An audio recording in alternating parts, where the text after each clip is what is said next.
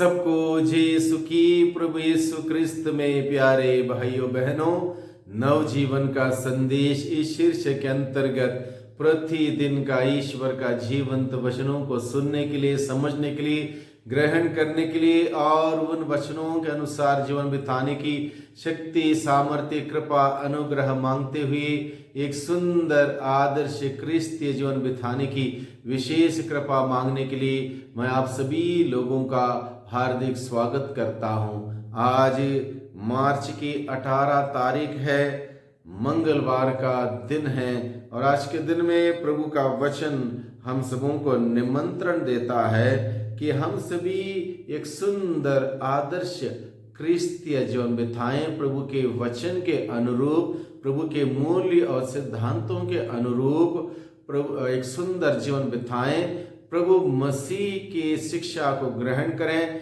केवल प्रभु मसीह की शिक्षा पर चलें और इस प्रकार के एक सुंदर जीवन बिताने के लिए प्रभु हमें बुलाता है। संत मत्ती के द्वारा रचित सुसमाचार अध्याय 23 पद संख्या 1 से 12 का प्रसंग में सबसे पहले प्रभु हमें सिखाता है, गलत उदाहरण को मत अपनाओ, गलत उदाहरण को मत अपनाओ। अक्सर हम लोग गलत उदाहरण को बहुत जल्दी अपनाने में लग जाते हैं। इसलिए प्रभु कहता है, उस समय ईसा ने जन समूह तथा अपने शिष्यों से कहा, क्या कहा? शास्त्री और फरीसी मूसा की गद्दी पर बैठे हुए हैं, इसलिए वे तुम लोगों से जो कुछ कहें वह करते और मानते रहो, परंतु उनके कर्मों का अनुसरण ना करो।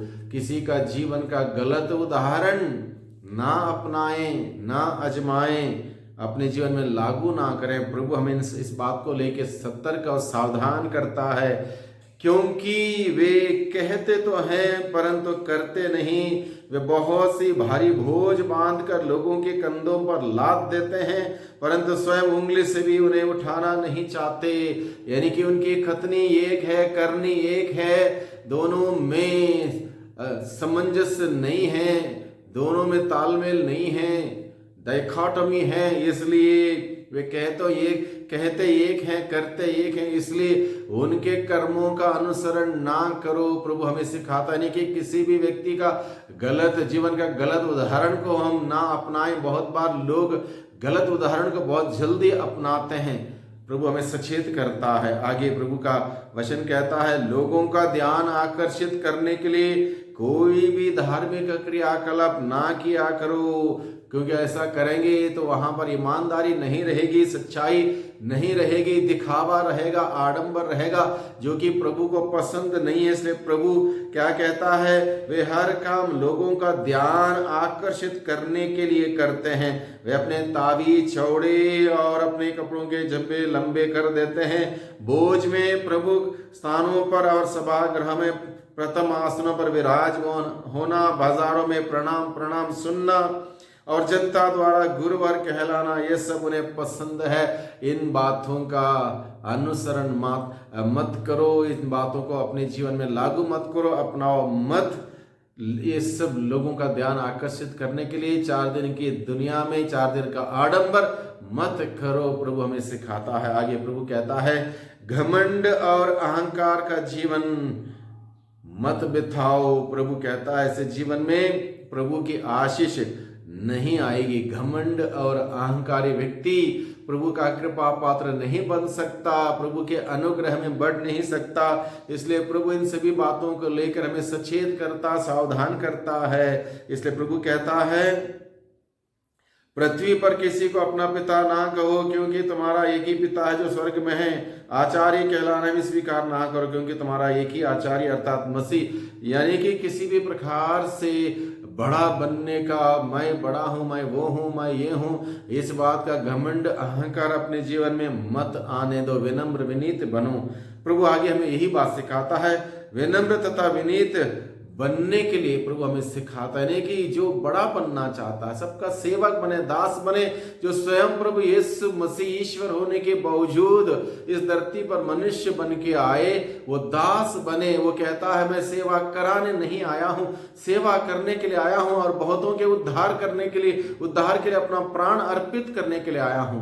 बहुतों के उद्धार के लिए अपना प्राण अर्पित करने के लिए प्रभु मसीह आया, सेवा कराने नहीं आया, सेवा करने के लिए। इसलिए उस प्रभु यीशु मसीह का अनुसरण करने वाले व्यक्ति के लिए चाहिए कि वह व्यक्ति प्रभु यीशु का सेवा करने का उदाहरण अपनाए, सेवा कराने वाला नहीं, सेवा करने का उदाहरण अपनाए, सेवा करें, सेवक बने, दास बने, विनम्र बने, विनीत बने। प्रभु हमें यही सिखाता है।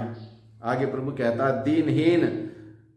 दीनहीनता मनुष्य को बड़ा बनाती है। जो प्रभु के दृष्टि में दीनहीन बनता, विनम्र बनता, विनीत बनता, वही उसका सद्गुण प्रभु के दृष्टि में उसको बड़ा व्यक्ति बनाता है। जो विनम्र बनता है वही बड़ा व्यक्ति माना जाएगा। इसलिए प्रभु कहता है एक सच्चा व अच्छा जीवन व्यतीत करने के लिए प्रभु बुलाता है, जिसमें कोई ना दाग हो, ना जुर्रे हो, ना दिखावा हो, ना आडंबर हो, बल्कि हर प्रकार की ईमानदारी हो, सच्चाई हो, मेहनत हो, परिश्रम हो।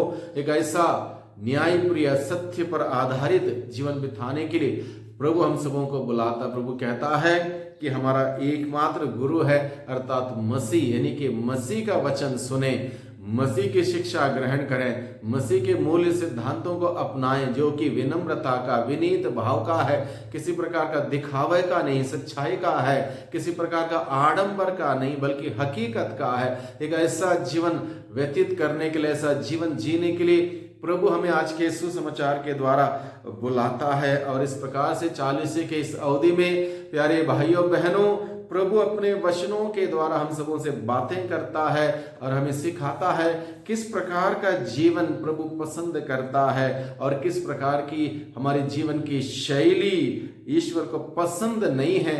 इस बात को भी प्रभु आज के सुसमाचार के द्वारा हमारे सम्मुख रखता है, उजागर करता है, जिससे कि हम लोग उन सभी बातों को जाने, समझें, अपने जीवन में ग्रहण करें, लागू करें और प्रभु के वचनों के अनुरूप, प्रभु के मर्जी के अनुरूप, प्रभु के योजना के अनुरूप एक सुंदर आदर्श क्रिस्तीय जीवन बिताएं। और यह समय है भाइयों बहनों, हम सभी लोगों के लिए प्रभु के वचन पर मनन चिंतन करते हुए प्रभु के नजदीक आने के लिए, प्रभु के जीवन को ग्रहण करने के लिए, स्वयं प्रभु यीशु मसीह को धारण करने के लिए, प्रभु यीशु मसीह को धारण करें, प्रभु का जीवन को जिएं और अपने जीवन के द्वारा प्रभु मसीह की निरंतर महिमा करें। इसी कार्य के लिए प्रभु आज के दिन में अपने वचनों के द्वारा हम सबों को बुलाता है, निमंत्रण देता है। प्रभु के वचनों को सुनकर उसके अनुसार जीवन बिताने के लिए प्रभु से शक्ति, सामर्थ्य, कृपा,